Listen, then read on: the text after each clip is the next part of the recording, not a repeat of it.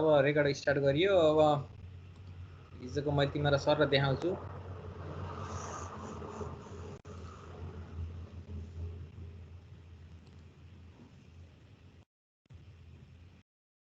अटोक्याडको screen share भए रहेछ sir. ल ठिक छ। ल अब यो तिमीहरूलाई समस्या भएन, मैले हिजो देखाएँ। अब त यो फिगर हेरिसकेपछि रोडको प्लान हो भन्ने कुरा बुझ्छौ। यो टप भ्यू देखिएको छ। टप भ्यू देखियो भनेको मतलब यहाँ के देखिएको छ त, एउटा चेनेज देखिएको छ, अनि अथवा एउटा रुट कता गइरहेको छ भन्ने देखिएको छ। अनि त्यसपछि हरिजोन्टल कर्व त्यहाँ इन्ट्रोड्युस भयो भने हरिजोन्टल कर्व देखिएको छ। अनि यो 0 + 0 0 0 भनेपछि स्टार्टिङ यहाँबाट भएको छ, अथवा 0 चेनेज रोडको स्टार्टिङ पोइन्ट हो भन्ने कुरा नि बुझ्यौ। यो राम्रोसित हेर है, 4th इयरमा पनि कन्स्ट्रक्सन पढ्यो भने, इलेक्टिभमा कन्स्ट्रक्सन पढ्यो भने पनि त्यसमा पनि लेआउट छ, त्यसमा पनि यही पढाउने हो। त्यसमा भयो भने के अरे फिल्डमा लेआउट गर्न सिकाउने हो। भन्न खोजेको यही रोड त लेआउट गर्न पाइए राम्रो भयो, नत्र भए अरू पोइन्टहरू मैले दिन्छु र लेआउट गर्नै सिकाउँछु। अनि फिगर चाहिँ मैले यही डिस्क्राइब गर्छु रोडको चाहिँ। फिगर यही नहोला, यस्तै टाइपको डिस्क्राइब हुन्छ। यसरी 0 + 0 0 भयो। अनि त्यसपछि यसरी चेन्ज गइसकेपछि यसमा यो प्लानमा के देखिन्छ, प्लान भनेको टप भ्यू भइसकेपछि हरिजोन्टल कर्व इन्ट्रोड्युस भएको देखिन्छ भनेको छु मैले। यो बीचको सेतो डट डट लाइन छ, हिडन लाइन, हिडन भन्नाले डट डट लाइन छ, हिडन हैन डट डट। यो डट डट लाइनले के गरेको छ त, रोडको सेन्टर लाइन के देखाएको छ हेर। यसमा रोडको सेन्टर लाइन देखाइसकेपछि के भयो त भन्दा, यो दुईटा पोइन्ट भनेको यो ग्रीन भन्ने पोइन्टले त्यो रोडलाई काटेको छ। भन्न खोजेको मतलब यो बिगिनिङ अफ द कर्व हो भने यो इन्ड अफ द कर्व हो, किनकि रोडको स्टार्टिङ उताबाट आएको छ, यता गएर इन्डिङ हुन्छ भनिसकेपछि अगाडिबाट आएको पहिलो स्टार्टिङ पोइन्ट भनेको बिगिनिङ अफ द कर्व हुन्छ, लास्टको पोइन्ट भनेको के हुन्छ त, इन्ड अफ द कर्व हुन्छ। त्यसको लागि मैले हिजो के भनेको थिएँ भन्दा, यो ल्यापटप यसरी यो अटोक्याडको स्क्रिनको लेफ्टको बटमतिर हेऱ्यो भने यहाँ स्क्रिनमा हेर त, यो 2 1 3 2 4 4 अनि पछाडिको 3 0 9 8 6 5 4 भनेर कोअर्डिनेट चाहिँ फ्लक्चुएसन भइरहेको छ। ऱ्यापिडली मैले माउस जसरी चलाएको छु त्यसरी चाहिँ चेन्ज आएको छ। त्यो भनेको त्यो तिम्रो माउसको क्रसर जहाँ छ त्यसको कोअर्डिनेट दिएको हो। त्यसको लागि के गर्न सकियो त भन्दा, यहाँ तिमीले क्लिक गरेर हिजो राजेन्द्रले कि मलाई उमेशले एउटा क्वेसन सोधेको थियो, सर यसरी त हामीलाई त दिनभरि टाइम लाग्छ भनेको, अहिले यो तिमीलाई मैले हेर्न सिकाएको हो, कुनै पोइन्ट तिमीलाई एक्स्ट्रा अथवा कुनै पोइन्ट तिमीले लोकेट गर्न पर्यो जसको कोअर्डिनेट तिमीलाई दिएको छैन भने चाहिँ यसरी गर्ने हो, होइन भने चाहिँ अहिले चार्ट देखाउँछ, त्यो चार्ट पनि मैले देखाउँछु हेर। यहाँ ठ्याक्क तिमीले के गर्यो, क्लिक गरेर यो ठ्याक्क यो मिड अनि यो बटम देखाएको छ, यहाँ लगेर तिमीले क्रस राख्यौ भने यो बटमको कर्नरमा देखेको त्यो पोइन्टको कोअर्डिनेट हो। यसरी कोअर्डिनेट आइसकेपछि तिमीले के गर्न सक्यौ त, डाइरेक्ट प्लट गर्न सक्यौ। अब यसमा तिमीलाई समस्या भएन, यो बिगिनिङ अफ द कर्व हो, यसरी नै तिमीले के गर्छौ, कर्वका जति पोइन्ट चाहिएको छ डिस्टेन्स सहित दिन्छ हेर। अब त्यसरी के गर्न हामीले के अरे नर्मल कट बनाएर 20 मिटरमा 33 मिटरमा त्यसरी गर्नै परेन। अब यहाँ ट्याक्क यो गर्न मिल्छ, जहाँ लर कोअर्डिनेट राख, यो लाइनभरिमा जहाँ लर के अरे यो माउसको क्रसर राख्छौ प्रत्येकको कोअर्डिनेट आउँछ। प्रत्येकको कोअर्डिनेट आइसकेपछि 10 वटा निकाले पनि निकाल, 20 वटा निकाल, त्यही पोइन्टहरूलाई जोडिसकेपछि के भयो त, त्यहाँ कर्व तिमीले लेआउट गर्न सक्यौ। यो भयो। अब हिजो राजेन्द्रले हो कि उमेशले सोधे अनुसार प्रश्न, सर सब हेर यसरी डिजाइनरले तिमीलाई चार्ट दिएको हुन्छ। प्रत्येक चेन्ज जस्तै यो आइपी नट भनेको इन्टरसेक्सन पोइन्ट 0 भयो, त्यसको कोअर्डिनेट कति हुन्छ, इस्टिङ नर्थिङ यहाँ दिएको हुन्छ। डब्लुसिबी भनेको कुनै पनि एउटा रेफरेन्स लाइन लिएको हुन्छ अथवा दुईटा कोअर्डिनेट लिएको हुन्छ। दुईटा कोअर्डिनेट हुनु भन्नुको मतलब र एउटा लाइनको कोअर्डिनेट र बेयरिङ हुनु भनेको एउटै हो, डिस्टेन्स सहितको भनेको एउटै हो, यसमा तिमीलाई कन्फ्युजन छैन। भनिसकेपछि कुनै एउटा लाइन र रिफरेन्स भइसकेपछि त्यही लाइनको रिफरेन्समा तिमीले के गर्ने हो त, भएभरिको कोअर्डिनेटहरू अथवा तिमीलाई लेआउट गर्न पर्ने पोइन्टहरू तिमीले के गर्ने, फिल्डमा लेआउट गर्ने हो। भनिसकेपछि तिमीलाई यो डब्लुसिबीको लागि पनि टेन्सन भएन। किन टेन्सन भएन भन्दा, पहिला हुन्थ्यो भने जहाँ तिमीले फेरोलाइट युज गर्न पर्थ्यो भने त्यतिखेर यो होल सर्कल बेयरिङ तिमीले थाहा पाउनु पर्थ्यो, किनकि तिमीलाई होल सर्कल बेयरिङ सहित अनि त्यसपछि तिमीले के गर्नु पर्थ्यो, डिस्टेन्सबाट बल्ल तिमीले के गर्थ्यौ त, कोअर्डिनेट आइडेन्टिफाई गर्थ्यौ अथवा एउटा कुनै पोइन्टको डिरेक्सन पत्ता लगाउँथ्यौ भने। अहिले के गर्छ भन्दा, डाइरेक्ट कोअर्डिनेट दिइसकेपछि आफै त्यो टोटल स्टेसनको स्क्रिनले त्यो तिम्रो टोटल स्टेसन राखेको पोइन्ट जहाँ छ अथवा तिम्रो त्यो के भन्छ कन्ट्रोल पोइन्ट जहाँ तिमीले टोटल स्टेसन राखेका छौ, त्यो पोइन्टबाट तिमीले जुन लेआउट गर्न पर्ने पोइन्ट छ त्यससम्मको डिस्टेन्स, त्योसम्मको डिरेक्सन भनेको एङ्गल आफै दिन्छ टिएसको स्क्रिनले। त्यही भएर यो डब्लुसिबी भनेर तिमीले थाहा पाउनु पर्ने। डब्लुसिबी भनेको होल सर्कल बेयरिङ सिस्टम हो र जस्तो पढेका छौ त्यस्तै नै हुन्छ है फिल्डमा। फेरि पढेको एउटा फिल्डमा अर्को हुन्छ भन्ने कुरा होइन, तर पढेको र फिल्डमा गर्ने चाहिँ तरिका फरक छ, सिलेबस र तरिका चाहिँ फरक छ भन्नाले इन्स्ट्रुमेन्ट फरक छ के। अनि त्यसपछि सुरुकोलाई डिस्टेन्स 0 भयो। डिफ्लेक्सन एङ्गल भनेको सुरुको स्टेट भइसकेपछि सुरुको डिफ्लेक्सन एङ्गल हुँदैन, यो थाहा भएको कुरा हो। अनि सुरुको टेन्जेन्ट प्लेन पनि भएन, किन भन्छौ भने स्टेट पोर्सनबाट सुरु भएको छ भनेपछि जबसम्म IP1 भन्न खोजेको मतलब इन्टरसेक्सन पोइन्ट हो नम्बर 1 सम्म पुग्दैन तबसम्म त्यहाँ टेन्जेन्ट लेन्थ हुने कुरो भएन, त्यसको डिफ्लेक्सन एङ्गल हुने कुरो भएन, अथवा जहाँ कर्भ इन्ट्रोड्युस भएको छैन। त्यसो भइसकेपछि सिम्पल सर्कल कर्भ भएन। यो रेडियस 30 भनेको मतलब चाहिँ त्यो डिस्टेन्स हो, रेडियस 30 होइन, त्यो 30 मिटर भनेको चाहिँ तिम्रो त्यो स्टेट लेन्थ राखिएको हो। त्यसो भइसकेपछि BC को चाहिँ 0 हुने भयो, MC को चाहिँ 0 भयो, EC को चाहिँ किन 0 भयो भन्दा त्यहाँ कर्भ इन्ट्रोड्युस भएको छैन। त्यसपछि पोइन्ट नम्बर 2 भनेर इन्टरसेक्सन पोइन्ट नम्बर 2 भयो है, IP2 भयो। IP1 भएपछि त अब IP0 र IP2 को बिचमा IP1 पर्ने हो भन्नुको मतलब त्यहाँ कर्भ इन्ट्रोड्युस भएको छ। त्यसको कर्भको हेर यहाँ बिगिनिङ अफ द कर्भको पनि कोअर्डिनेट दिएको छ, मिडल अफ द कर्भको पनि कोअर्डिनेट दिएको छ, EC भनेको चाहिँ इन्ड अफ द कर्भको पनि कोअर्डिनेट दिएको छ। यसमा पनि तिमीलाई समस्या भएन। भनिसकेपछि यसरी प्रत्येक चेन एजको डिस्टेन्स भन त कसले क्वेसन सोध्दै थियो भन न, सोध त। त्यसरी हैन, ल ठीक छ। अनि अब यसरी भइसकेपछि प्रत्येक पोइन्टको तिम्रो BC MC EC कर्भ भएको ठाउँमा र नभएको ठाउँमा स्ट्रेटको लेन्थ भइसकेपछि तिमीले त रोडको सेन्टर अलाइनमेन्ट त फिक्स गर्न सक्छौ। भन्न खोजेको रोडको सेन्टर त कसरी सुरु स्टार्टिङ पोइन्टबाट इन्डिङ पोइन्टसम्म कसरी गयो भन्ने कुरा त यसरी कोअर्डिनेट आइसकेपछि त तिमीले प्रत्येक पोइन्ट फिल्डमा लेआउट गर्न सक्छौ। एउटा तिमीलाई बेन्चमार्क भयो भने अनि बाँकी रहेको पोइन्टलाई भन्न खोजेको सेन्टर एलाइनमेन्ट बाहेकलाई कसरी फिक्स गर्ने भन्ने कुरा यसपछिको च्याप्टर भनेको एरिया बोलौँ, त्यसपछिको हाम्रो कन्स्ट्रक्सन सर्वेमा स्टेकिङ आउट अफ हाइवे भन्ने छ, त्यसमा पढ्छौँ है। भन्न खोजेको सेन्टर एलाइनमेन्ट यसरी कोअर्डिनेट सहित आयो, आउनलाई के अरे बाँकी रहेको साइडको पनि कोअर्डिनेट सहित आउँछ, तर त्यसलाई हामीले कोअर्डिनेटबाट गरिँदैन। किन गरिँदैन भन्ने कुरा चाहिँ स्टेकिङ आउट अफ हाइवे भन्ने कन्स्ट्रक्सन सर्वे च्याप्टर 6 मा चाहिँ हामीले पढ्छौँ, त्यतिखेर म भन्छु त्यसको पनि। अरू पोइन्टहरू कसरी गर्ने सर भन्न खोजेको मतलब सेन्टर मात्र भयो यो त, अब बाँकी रहेको रोड त एउटा सिङ्गल लाइनमा त हुँदैन, पोली लाइनमा हुन्छ, दुईटा डबल के अरे 2 लेन छ भने चौडा हुन सक्यो। अनि त्यसपछि 6 लेन अनुसार 3 लेन 4 लेन 5 लेन भयो भने अझै पोइन्टहरू बढ्दै जान्छ। ती पोइन्टहरूलाई कसरी मार्किङ गर्ने भन्ने कुरा चाहिँ च्याप्टर 6 को कन्स्ट्रक्सनमा पर्छ। हेर यसरी मैले पहिला भनेको थिएँ एक्जिस्टिङ लेभल भनेको तिमीले सर्वे गरेको पोइन्टको लेभल, अनि डिजाइन लेभल भनेको तिम्रो अब सर्वे गरिसकेपछि कटिङ गरेर फिलिङ गरिसकेपछि त्यहाँ रोड भन्न खोजेको त्यो जुन कालो पत्रे हुन्छ नि अलकत्र लगाइएको त्यो पत्र पर्ने भागको त्यो अथवा पत्र लेयर बस्ने लेड आउट गर्ने पोइन्टको चेन्ज अथवा के अरे रिड्युस लेभल RL दिएको छ भनिसकेपछि एक्जिस्टिङ लेभल छ।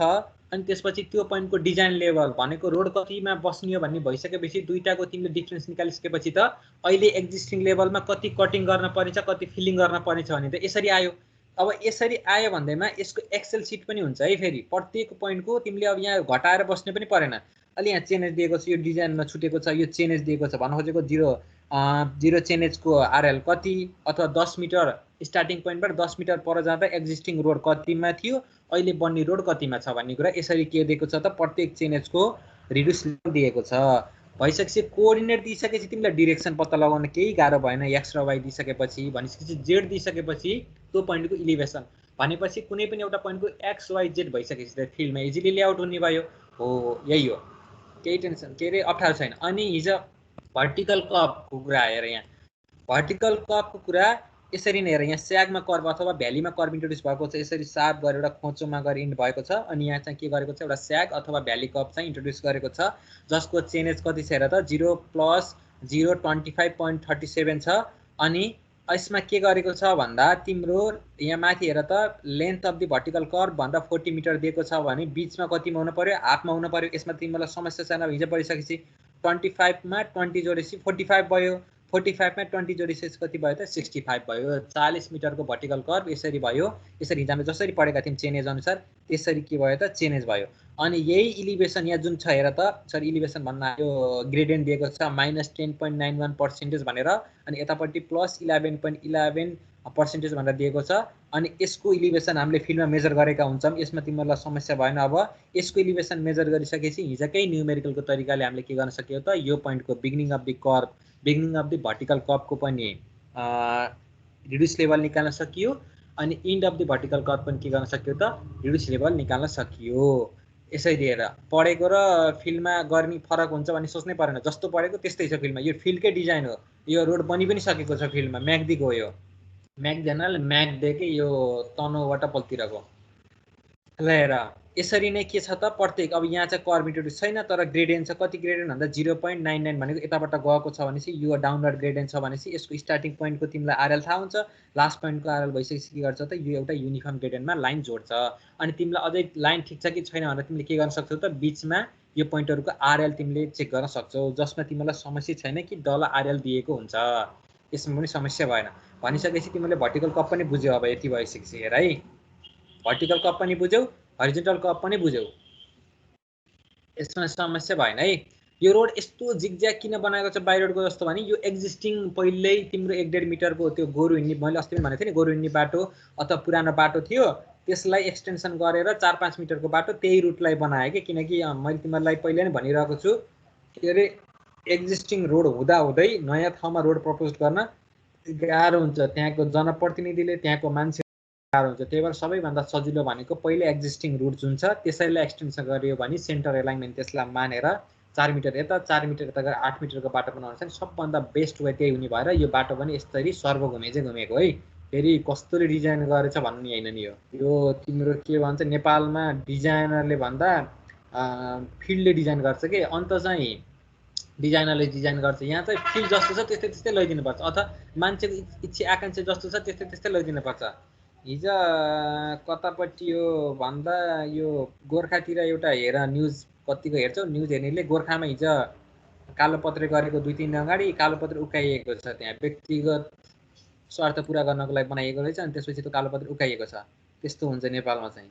ल हेर है त, अब यो भइसकेपछि तिमीले हरिजेन्टल कप पनि बुझ्यौ, भर्टिकल कप पनि बुझ्यौ। भन्न खोजेको कोअर्डिनेटहरू कसरी आउँदो रहेछ अनि त्यसपछि त्यसको चेन्ज कसरी हुँदो रहेछ, त्यसको आरएल कसरी हुँदो रहेछ भन्ने कुरा तिमीलाई के भयो त समस्या भएन। अनि कोअर्डिनेट पनि दिएको हुन्छ, बेरिङ पनि दिएको हुन्छ, तिम्रो टेन्जन लेन्थहरू दिएको हुन्छ।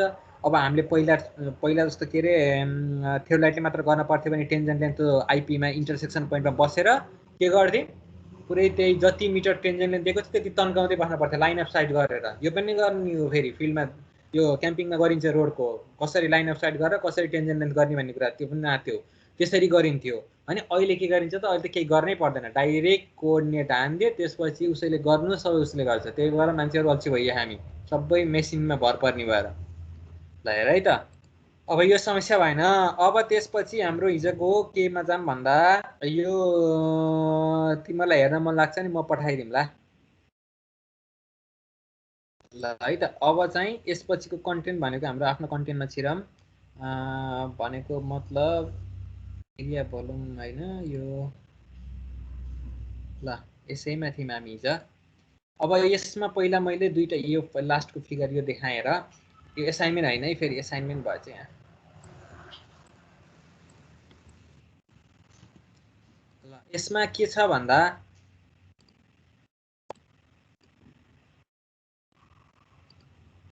स्क्रिन सेयर भएको छ नि है मेरो पावर पोइन्टको,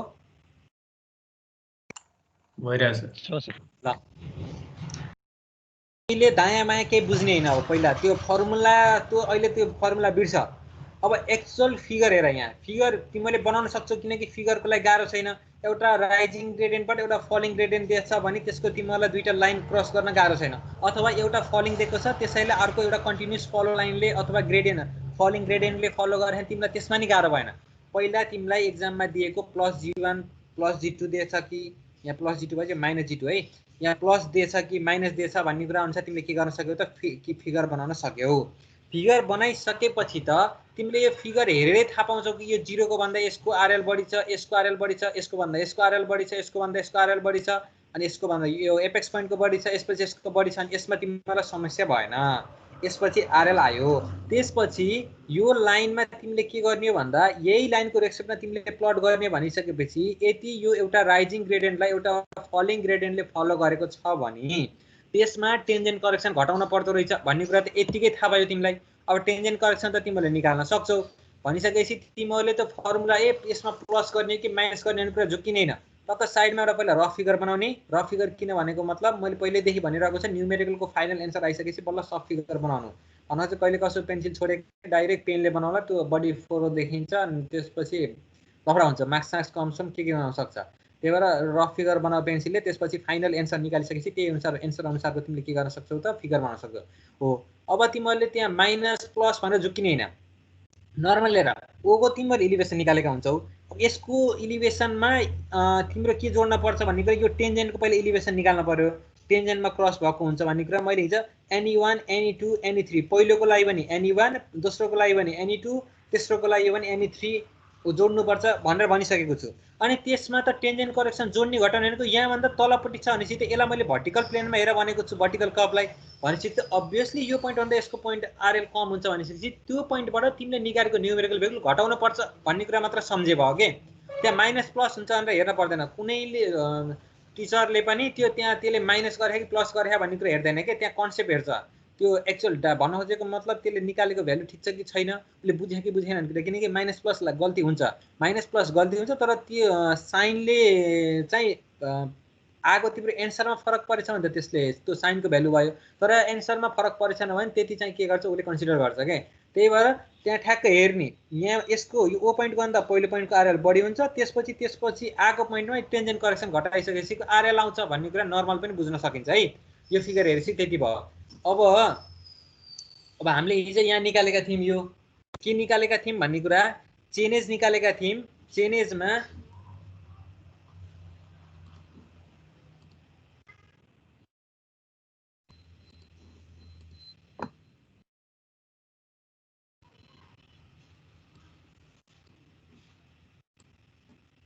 ल हेर त, अब यहाँ चेनेज निकालेका थियौँ। अनि त्यसपछि यहाँ के गरेको छ भन्दा चेनेजको लागि त तिमीहरूलाई भर्टिकल कर्भमा चाहिँ जसरी भन्न खोजेको मतलब यो जुन स्ट्रेट लाइनमा 20 मिटर राखिएको छ भने त्यसरी नै हामीले कर्भमा पनि 20 मिटर राखिएको हुन्छ भन्ने कुरा पढेको। अथवा अहिले भर्खर मैले तिमीलाई एउटा अटोक्याडको प्रेजेन्ट गर्दाखेरि पनि तिमीलाई थाहा पाइसक्यो एक्चुअल फिल्डमा पनि त्यसरी नै गरिँदो रहेछ। 40 मिटरको छ भने 20 मिटर चाहिँ ठ्याक्क त्यो स्टार्टिङ बिगिनिङ अफ द कर्भको चेनेजमा 20 मिटर जोड्ने भने त्यसको मिड अफ द कर्भ आउँदो रहेछ, त्यसपछि 20 मिटर जोड्ने भने त्यसको इन्ड अफ द कर्भ आउँदो रहेछ भन्ने कुरा त तिमीले थाहा पाइसक्यो, एक्चुअल फिल्डमा पनि हुँदो रहेछ भन्ने कुरा। यसमा पनि ठ्याक्कै त्यही हो। अब हामीलाई त क्वेसनले के भनेको थियो, 20 मिटरको आरएल पत्ता लगा भनेर छोडिदिएको छ नि त क्वेसनले।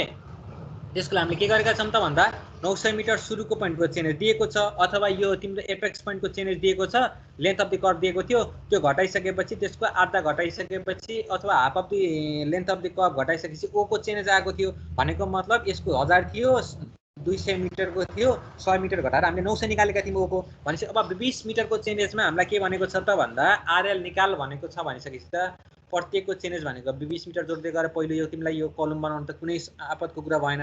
अनि पहिलो ग्रेडको इलिभेसन दिइसकेपछि ग्रेडको इलिभेसन भनेको टेन्जेन्टमा रहेको पोइन्टको इलिभेसन हो। अब यो टेन्जेन्टमा रहेको इलिभेसन निकाल्नको लागि त पहिलोको लागि 347 भयो, त्यसपछि हामीले फर्मुला निकालेका छौँ। के निकालेका छौँ भन्दा 20 मिटर जाँदा कति मिटर जाने अथवा कति मिटर घट्ने भन्ने कुरा। अब जाने हो कि घट्ने हो भन्ने कुरा त तिमीहरूलाई आपत्ति छैन नि। किन छैन भन्दा तिमीहरूलाई मैले अहिले पनि भने फर्मुलै कन्ठ गर्छौ भने त छुट्टै कुरा भयो, होइन भने एउटा अपवार्ड ग्रेडियन्टले डाउनवार्ड ग्रेडियन्ट फलो गरेको छ भने पक्कै पनि अघिल्लो ग्रेडको इलिभेसनमा दोस्रो ग्रेडको इलिभेसन के भयो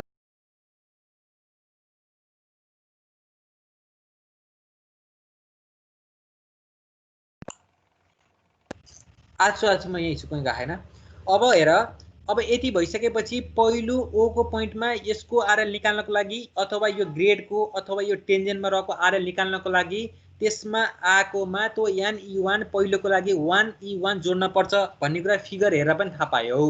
अब यो थाहा पाइसकेपछि हामीलाई क्वेसनमा सोधेको त कर्भको इलिभेसन हो अथवा कर्भको रिड्युस लेभल हो त 20 मिटरको चेनेजमा भनिसकेपछि त पक्कै पनि यो ग्रेडको इलिभेसनमा अथवा यो टेन्जेन्टको इलिभेसनमा त्यो टेन्जेन्ट करेक्सन घटाइसकेपछि त हामीलाई चाहिएको कर्भको इलिभेसन आउँछ भन्ने कुरा थाहा भएर हामीले यसरी के गरेका थियौँ त प्रत्येक पोइन्टको आरएल निकालेका थियौँ।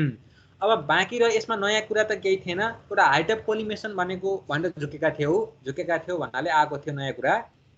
हाइट अफ कोलिमेसन भनेर के हो भन्दा यही तिम्रो जुन कर्भ तिमीले प्लट गर्न पर्ने छ त्यसको वरिपरि कर्भको सबै पोइन्ट देखिने तरिकाले उसले के गरेको छ त लेभल मेसिनलाई सेट गरेको छ एउटा ठाउँमा, जसको हाइट कति छ त भन्दा 350 मिटर। हाइट अफ कोलिमेसन भनेको त्यो लेभल मेसिनलाई तिमीले सेट गरिसकेपछि पहिला ट्रिपोडलाई सेट गर्छौ, त्यसपछि लेबललाई सेट गर्छौ, अनि त्यसपछि त्यो लेबलको मेसिनले जब तिमीले कुनै पोइन्टलाई हेर्छौ, लाइन अफ साइट पार्छौ, त्यो लाइन अफ साइटको आरएल भनेको तिमीले जसलाई पनि मान्न सक्छौ डाटुम। भन्न खोजेको मतलब तिमीलाई थाहा छ 500 मानदण्ड हामीले गरेका थियौँ, 1000 मानदण्ड गरेका थियौँ भन्नुको मतलब मिन लेभललाई मान्नै पर्छ भन्ने छैन, तर एउटा रेफरेन्स भनेको एउटा कुनै एउटा प्रपोज एरियाको सर्वे गरेका छौ भने एउटा पोइन्टलाई जुन रेफरेन्स मानेर गरेका छौ, अरू बाँकी रहेको प्रत्येक पोइन्टलाई पनि के हुन्छ त त्यही रेफरेन्स पोइन्टको आधारमा भ्यालु दिएको हुन्छ। यसमा तिमीलाई दुई मत भएन। अब 350 यसमा हाइट अफ कोलिमेसन दिएको भनेको मतलब जब तिमीले एउटा नयाँ ठाउँमा गएर लेभल मेसिनलाई सेट गर्छौ, त्यसपछि त्यो लेभल मेसिन त त्यो भर्टिकल लाइन के अरे भर्टिकल प्रोफाइलमा त तलमाथि जाँदैन, तिमीलाई थाहा छ। भन्न खोजेको मतलब त्यसले एङ्गल अफ इलिभेसन र एङ्गल अफ डिक्लिनेसन त पढ्दैन। त्यसले के गर्छ त एउटै लाइन अफ साइट एउटै 360 डिग्रीमा एउटै आफ्नो हाइट बराबर राखेर के गर्छ त उसले डाटा लेख्छ। त्यसपछि अब आफैले सम्झ एउटै ठाउँमा एउटा लेभल ठाउँ छ भने त प्रत्येक ठाउँको तिमीले 360 मै एउटै त्यो स्टाफमा के गर्न सक्छौ त एउटै रिडिङ पढ्छौ। तर ग्राउन्ड अन्डुलेटिङ छ, कुनै ग्राउन्ड तल छ, कुनै ग्राउन्ड माथि छ भने त्यही तलको ग्राउन्डमा गयो भने तिमीले स्टाफ रिडिङ पक्कै पनि बढी पढ्छौ होला, अथवा अलिकति हाइट भएको ठाउँमा गयो भने त्यहाँ स्टाफ रिडिङ पक्कै पनि कम पढ्छौ होला। हो, त्यो स्टाफ रिडिङ कति त नि तैँले फिल्डमा लेआउट गर्ने कर्भको स्टाफ रिडिङ कति भनेर क्वेसनमा सोधेको छ के। त्यसको लागि के गर्ने भन्दा कर्भको इलिभेसन हामीलाई 347 थाहा छ, हाइट अफ कोलिमेसन 300 कति छ 50 छ भनिसकेपछि तिमीलाई 20 मिटर भनेर यहाँदेखि यो भने त तिमीले थाहा पायो। अब तिमीले नापेपछि फिल्डमा अब त्यो 20 मिटर यहाँदेखि यहाँ भने थाहा पाइसकेपछि त्यो पोइन्टमा तिमीले स्टाफ रिडिङ कति पढ्न पर्यो भन्दा तिमीलाई चाहिएको छ 347, अनि तिमीलाई हाइट अफ कोलिमेसन कति दिएको छ त 350 दिइसकेपछि त्यहाँ लगेर स्टाफ राख्यौ भने त्यो स्टाफको बटमको जहाँ पेगमाथि तिमीले स्टाफ राख्छौ त्यसको आरएल कति छ भन्दा 347 छ। हाइट अफ कोलिमेसन 350 भनेपछि 3 मिटर तिमीले पढिसकेपछि त त्यसको बटमको आरएल 347 छ भन्ने कुरा थाहा भयो कि भएन? भयो नि अभियसली। हो, त्यसरी अब 347.55 भएकोमा कति हुनपर्छ स्टाफ रिडिङ भनेर सोधेछ हेर। के भयो? ह्याङ भयो क्या? अच्छा के छ स्क्रिन आइरह? ल्यापटप ह्याङ भयो क्या? आइरहेछ ल हेर, यस्तो भइसकेपछि त अब 347.55 छ भनेपछि त पक्कै पनि त्यहाँ स्टाफ रिडिङ कम हुनपर्छ नि त, किनकि 350 भनिसकेपछि त्यो जमिन यो जमिनको कर्भ इलिभेसन भन्दा यो हाइटमा हुन पर्यो कि पर्ने हेर। यो फिगरमा हेर्दा पनि बुझ्छौ तिमीले, अनि यहाँ डाटा हेर्दा नि बुझ्छौ। पक्कै पनि यो 300 पहिलो पोइन्टको चाहिँ 347.55 छ भनेपछि यसपछिको कर्भको पोइन्ट भनेको त यहाँ फिगरमा हेर्दा पनि 348 छ, किनकि यो राइजिङ ग्रेडियन्ट हो। भनिसकेपछि के रहेछ त भन्दा होचो ठाउँको भन्दा अग्लो ठाउँको स्टाफ रिडिङ पक्कै पनि कम आउनुपर्छ भन्ने कुरा चाहिँ मैले प्र्याक्टिकल गरेर पनि थाहा पाएको छु। भनिसकेपछि यो 3 मिटर पहिलो पोइन्टको आयो यसपछिको कम आउनुपर्छ भन्ने कुरा तिमीले थाहा पायौ। भन्नेको मतलब कति त 2.45 हो। यसरी के गर्न सक्यौ त तिमीले सबै निकाल्न सक्यौ। अनि मैले हिजो अर्को कुरा के भनेको थिएँ भन्दा एक्जाममा तिमीलाई एउटा यसरी तिमीलाई सबै प्लट गर भनेर नदिन सक्छ। के दिन सक्छ भन्दा कुनै पनि एउटा चेनेजको अथवा उसले यति क्यालकुलेसन गरे क्वेसन काट्ने मान्छेले क्यालकुलेसनै गरेको छ भने यति जस्तै 348.75 कति मिटर चेनेजमा कर्भ इलिभेसन आउँछ भन अथवा लेख भनेर सोध्न नि सक्छ। उसले क्यालकुलेसन न्युमेरिकल गरेर सल्भ गरेर तिमीलाई क्वेसन दिएको छ भने। त्यही भएर क्वेसन कसरी सोधेछ भनेर डराउने होइन, जस्तो सोधे पनि गर्ने मेथड यही हो, तर तिमीहरूले बुझ्ने तरिका मात्र फरक हो कि एक्जाममा सोधेकोलाई बुझ्ने तरिका फरक हो। जस्तै एकचोटि के भएको छ भन्दा त्यो मैले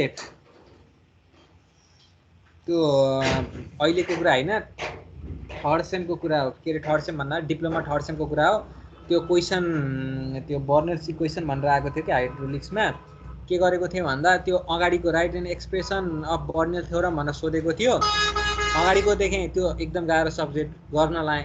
त्यसपछि अलिकति गरेर भ्याएपछि लगभग भ्याइने बेला के अरे पछाडि बाई स्टोक्स मेथड भन्ने रहेछ हेर, त्यो छोडेको थिएँ मैले, अर्को मेथडहरू गरिरहेँ, त्यो गरेँ। अनि लास्टमा हेरेको के थियो भन्दा त्यहाँ कन्स्टेन्ट चाहिँ अर्कै मान भनेर सोधेको थियो कि हो। मैले त्यो एउटा क्वेसन 3 चोटि गरेको थिएँ। त्यही भएर पहिला एक्जाममा यो क्वेसन आयो यसरी गर्ने कुरा होइन कि क्वेसनले के भनेको छ के खोजेको छ एन्सर भन्ने कुरा पहिला क्वेसन बुझ्ने नि। त्यही भएर यहाँ 300 जस्तै टाइम नहुन सक्छ नि त तिमीलाई, कहिले कस्तो उनीहरू न्युमेरिकल गाह्रो आयो भने त्यसमा बढी टाइम लाग्न सक्छ। अब तिमीलाई एक्जाममा यही तेस्रो नम्बर स्टेसनको कर्वको इलिभेसन सोधेको हुन्छ यत्रो गरेर किन टाइम पास गर्ने त्यही भएर पहिला क्वेसन राम्रोसँग पढ्यो भने तिमी क्लियर हुन्छौ है फेरि एक्जाममा जसरी पनि क्वेसन सोध्न सक्छ फेरि यसरी सरले पढाउनु भएन भने झुक्किने हैन यसरी कर्वको इलिभेसन सोधे पनि अब तिमीलाई स्टाफ रिडिङ सोधे पनि अथवा भर्टेक्स अफ द कर्व भनेर सोधे पनि त्यही सोध्ने जस्ट घुमाएर सोध्ने हो त्यसमा कन्फ्युजन हुने हैन यो भयो कुरा अब यसपछिको कुरा भनेको ल हेर अहिलेको हामीले टेन्जेन्ट करेक्सन पढियो यसपछिको कर्ड ग्रेडियन्ट मेथड भनेको त यो सिम्पल छ किनकि यो मैले यसमै देखाएँ यो फिगरमा मैले देखाएको छु हेर यसको सुरुको इलिभेसन हामीलाई दिएको हुन्छ अथवा यो आई भन्ने पोइन्टको इलिभेसन दिएको हुन्छ यसको पोइन्टको रेस्पेक्टमा हामीले के गर्छौं त ओ पोइन्टको के निकाल्छौं इलिभेसन निकाल्छौं कि ओ कै दिएको हुन्छ कि आई को दिएर ग्रेडियन्ट दिएर लेन्थ दिएर हामीले ओ को निकाल्छौं अब कर्ड ग्रेडियन्ट भनेको यो देखि यो कर्ड छ नि जुन ओपी भनेको यो कर्व छ यो कर्व मध्येको एउटा कर्ड त्यसपछि अर्को कर्ड त्यसपछि अर्को कर्ड गर्दै गएको छ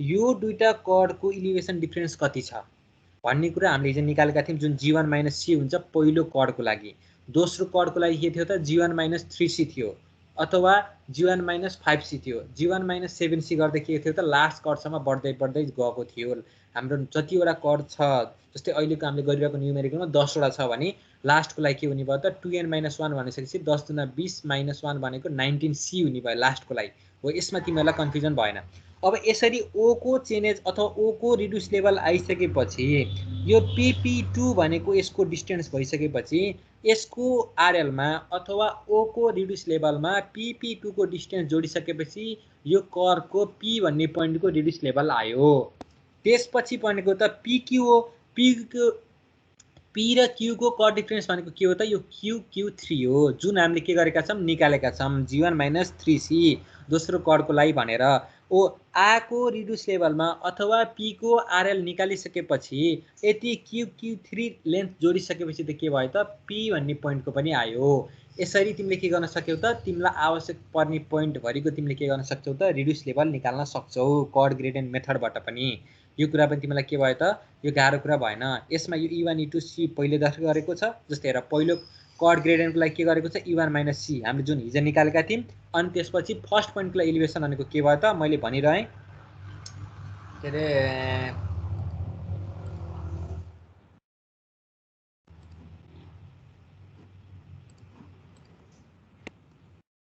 अब यहाँ हेर यो पहिलो कर्डको लागि के भयो त यो ओ को इलिभेसन भनेको यहाँ हेर इलिभेसन अफ फर्स्ट पोइन्ट भनेर के भनेको छ भन्दा यो ओ पोइन्टको इलिभेसनमा यति कर्ड ग्रेडियन्ट भनेको तिम्रो 0.55 आएको छ यति जोड्यो भने के भयो त तिम्रो यसको p भन्ने पोइन्टको आरएल आयो त्यसपछि के गरेको छ भन्दा p भन्ने पोइन्टको आरएल मा जोडेको छ यहाँ हेर 0.45 सेकेन्डको लागि जोडेको छ हैन भने चाहिँ तिमीले ओ को आरएल मा जोड्छौ भने फेरि के गर्न पर्छ त सबै पोइन्टहरु जोड्दै जान पर्छ अब तिमीले ओ को रेस्पेक्टमा जोड्दै गयो भने लेन्दी हुन्छ तिमीले जस्तै ओ को रेस्पेक्टमा p को निकालिसकेका छौ अब p को रेस्पेक्टमा q को निकाल्ने हो के त्यसको लागि तिमीलाई के भयो त समस्या भएन हो यसरी के गर्न सक्छौ त तिमीले चाहिएसम्मको पोइन्टको निकाल्न सक्छौ त्यहाँ छ होला त्यो भरेन हो यसरी के गर्न सक्यौ त तिमीले भनेको तिमीलाई चाहिएको आवश्यक पोइन्ट अनुसारको सब कर्ड अथवा कर्ड के हो तिमीले अन्तिम पोइन्ट लास्ट पोइन्ट सम्मको के गर्न सक्छौ त पोइन्टको प्रत्येकको इलिभेसन निकाल्न सक्छौ अब तिमीलाई प्रत्येकको इलिभेसन निकाल्न सक्यौ अब एक्जाममा के भनेर सोध्न सक्छ भन्दा पोइन्ट नम्बर 6 को के जस्तै 10 वटा छ भने पोइन्ट नम्बर 6 को एउटा नेगेटिभ पनि आउँछ सर हजुर पछाडी गएर नेगेटिभ पनि आउँछ त्यो एकदम पछाडी गएर नेगेटिभ आउँछ हैन त्यहाँ तिमीले गर्दै जाऊ त्यहाँ आफै तिमीले ठ्याक्क बटम लेभल जहाँसम्म राइजिङ हुन पर्ने हो नि त्यहाँसम्म राइजिङ हुन्छ त्यसपछि घट्दै आउँछ कि यो e1 - 5c हेर नि यहाँ यो न्युमेरिकल छ e1 - 5c छ नि यहाँ गइसकेपछि तिम्रो जहाँ घट्न पर्ने छ त्यहाँ नेगेटिभ आउँछ के भ्यालु बुझ्यौ नि आउनै पर्यो नि फिगर अनुसार पनि आउनु पर्यो हैन त अब एक्जाममा कसरी सोधेको हुन सक्छ भन्दाखेरि अथवा तिम्रो 5 नम्बरको पेजको अथवा कर्ड नम्बर 5 को पेजको र सुरुको स्टार्टिङ अफ द कर्वको चाहिँ इलिभेसनको डिफरेन्स कति त नि भनेर पनि सोध्न सक्छ के यसमा तिमीलाई अब अप्ठ्यारो त्यहाँ कन्फ्युजन हुन्छ त एक्जाममा राजेन्द्रले नै भन नि त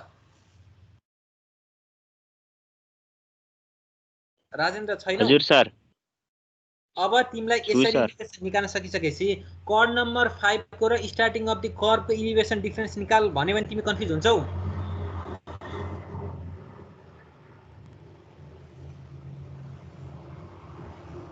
राजेन्द्र हुन्न।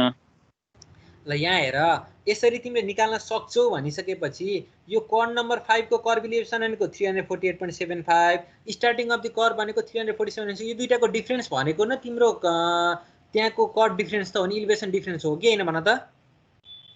हो सर। हो, त्यसो भइसकेपछि एक्जाममा त्यसरी सोधे पनि कन्फ्युजन हुँदैन।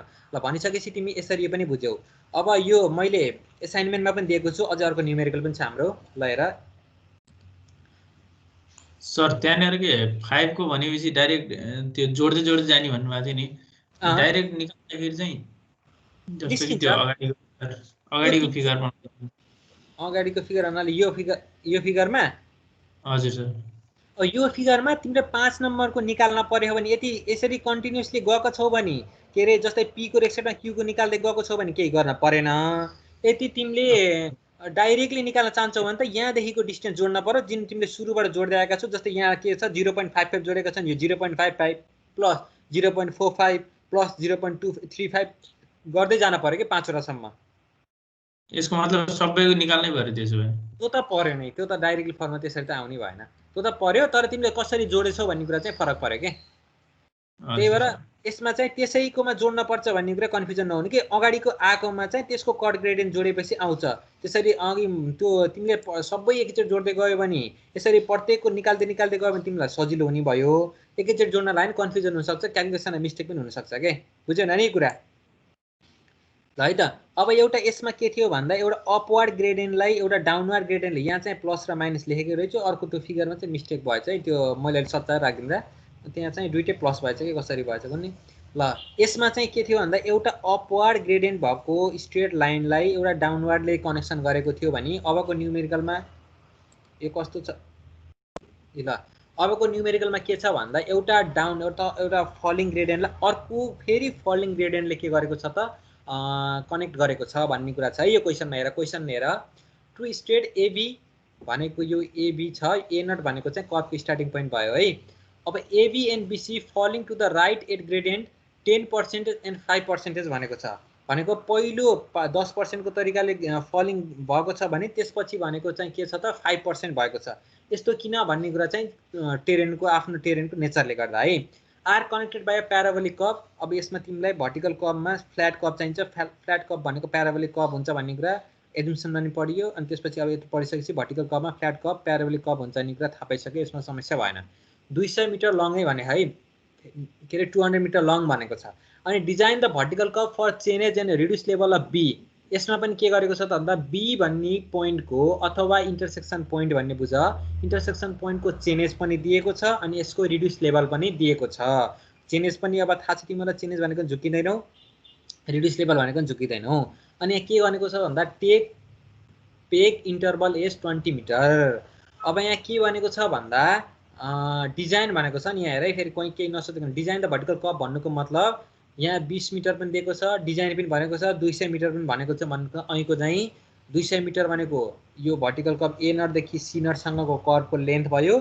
अनि हामीलाई 20 मिटरको रिड्युस लेभलको आरएल निकाल भनेको छ। अब यहाँ हेर, पहिला गर्नुभन्दा पहिला यो फिगरमै हेर, फिगर त बनाउन सक्यौ तिमीहरूले। अब फिगर यस्तो हुन्छ भन्ने कुरा त तिमीहरूले यहाँ दिएको डाटाबाट थाहा पायो, 10% नेगेटिभ अनि 5%।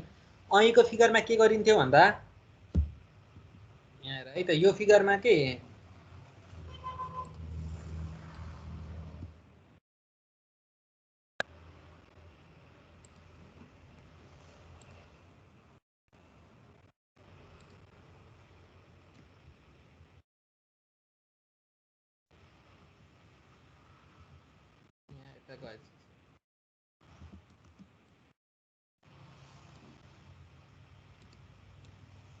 ल हेर, અહીંको फिगरमा के थियो भन्दा तिमीले ओ को इलिभेसन निकालेका थियौ। अब यसमा पनि के गर्नु पर्यो त ए नट को इलिभेसन निकाल्न पर्यो। ए नट भनेको स्टार्टिङ अफ द कर्व अथवा बिगिनिङ अफ द कर्व, यसको निकाल्न पर्यो। यसमा तिमीलाई समस्या भएन।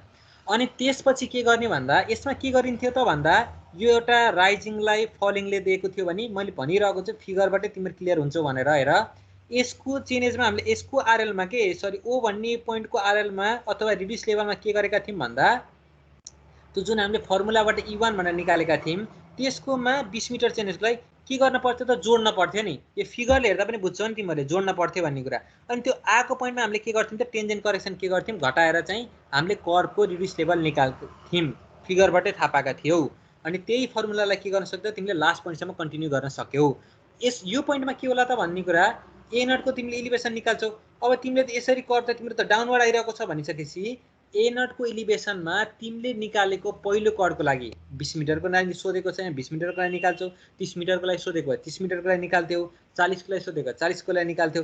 हो त्यसको लागि के गर्न पर्दो रहेछ त भन्दा ग्रेड इलिभेसनको लागि त्यो आको इलिभेसनमा त्योलाई के गर्न पर्दो रहेछ घटाउन पर्दो रहेछ। घटाइसकेपछि के आउँदो रहेछ त स्ट्रेट लाइनमा पर्ने अथवा ग्रेडको इलिभेसन आउँदो रहेछ। यसमा के गरी त्यो फिगर हेरेर जोड्नु पर्थ्यो भने यसमा घटाउन पर्छ। अनि घटाएर आएकोमा यही फिगर उल्टो न हो नि, घटाएर आएको इलिभेसनमा टेन्जेन्ट करेक्सन त हामीलाई निकाल्न आउँछ। त्यो एच स्क्वायर गरेर त्यो टेन्जेन्ट करेक्सन के गर्न पर्थ्यो यसमा घटाउन पर्थ्यो भने यसमा जोड्नु पर्थ्यो। यसमा तिमीलाई कन्फ्युजन छैनै। अब यो न्युमेरिकल त यति भइसकेपछि तिमीले त केही गर्नै परेन, अरु त तिमीलाई के गर्छ त फर्मुलाले नै दिन्छ है त। ल हेर यहाँ सल्भ गरिएको छ।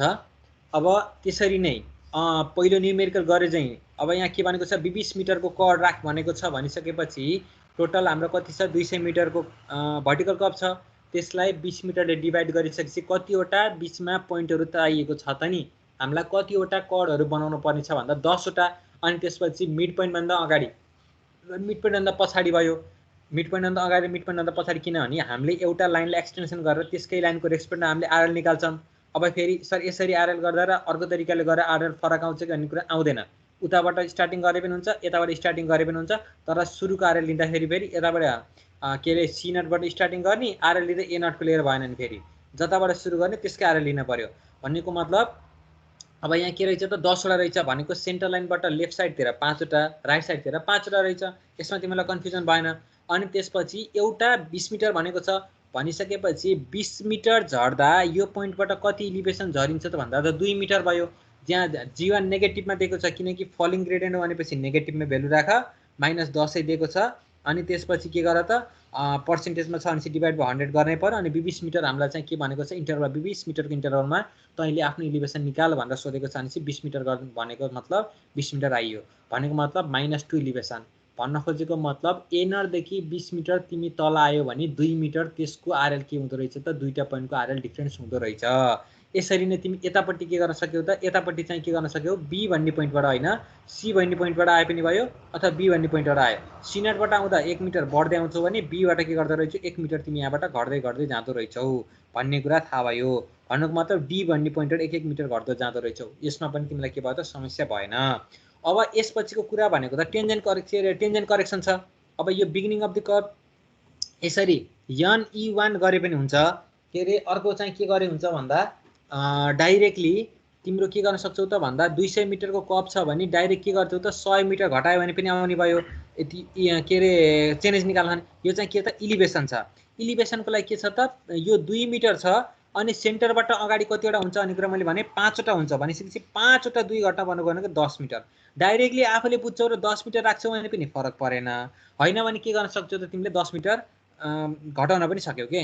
अब यहाँ हेर बी भन्ने पोइन्टको तिम्रो के दिएको छ त भन्दा सरी डी भन्ने पोइन्टको इलिभेसन दिएको छ अनि यसको इलिभेसन एउटै हुन्छ भने भनिसके मैले भनिसकेपछि यसको इलिभेसनमा के गर्न सक्यौ त भन्दा अब यो फिगर हेरेरै तिमीले अब यो बी भन्ने पोइन्ट भन्दा ए नटको इलिभेसन बढी छ भन्ने कुरा त आफै थाहा पायो नि फिगर हेरेरै। अब कति बढी भन्ने कुरा त 20 मिटरको कड राख्ने भनेको छ एउटा 20 मिटरको कडमा 2 मिटर डाउन आउँदो रहेछ भनेपछि सेन्टरबाट उता हाम्रो 5 वटा छ भन्न खोजेको मतलब ए नटबाट 5औं नम्बरको भनेको मतलब बी पोइन्ट हो भनिसकेपछि यसकोमा के गर्न सक्छ 5 वटा 2 भनेको 5 दुना 10 भनेपछि यसकोमा आरएल जोड्न पर्दो रहेछ भन्ने कुरा थाहा भयो। यो प्लस माइनसमा यहाँ कन्फ्युजन हुनै परेन के तिमीले फिगर हेरेरै यो बी भन्ने पोइन्टकोमा यो ए नटको आरएल निकाल्नको लागि जोड्न पर्दो रहेछ भन्ने कुरा तिमीले आफै थाहा भयो के थाहा पायौ।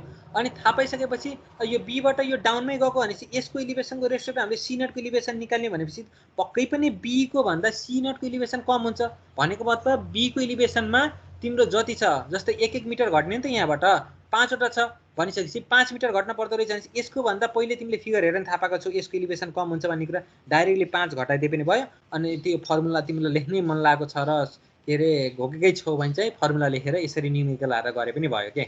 नत्र भए फिगर हेरेर थाहा हुन्छ कि यो बी पोइन्टको भन्दा इलिभेसन एनआरको बढी छ अनि यो बी पोइन्टको भन्दा सीको इलिभेसन के अरे कम छ भन्ने कुरा, किनकि हामीलाई के दिएको छ त यो ग्रेडियन्ट दिएको छ अनि हामीले त्यही ग्रेडियन्ट अनुसार के गरेका छौँ त एउटा प्याराबोलिक फ्ल्याट कर्भ चाहिँ हामीले के गरेका छौँ त फिल्डमा इन्ट्रोड्युस गरेका छौँ भन्ने कुरा भयो। अब अरू त तिमीले ट्याक्क जसरी पहिला गर्यौ यो के अरे पहिलोको लागि घट्छ दोस्रोको लागि जोडिन्छ भन्ने कुरा यो प्रत्येक पोइन्टको के गरेको छ 10 नम्बर पोइन्टसम्मको इलिभेसन निकालेको छ।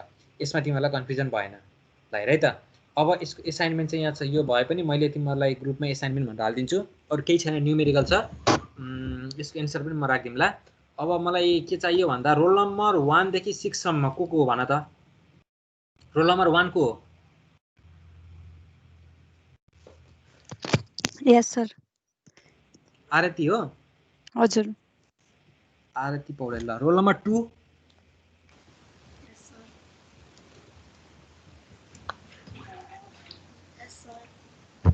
रोल नम्बर 2 को हो? आशा पाण्डे। ल अनि रोल नम्बर 3? Yes sir. को रोल नम्बर 3? म सर, म आशिष गौतम। ए आशिष गौतम। Roll number 4?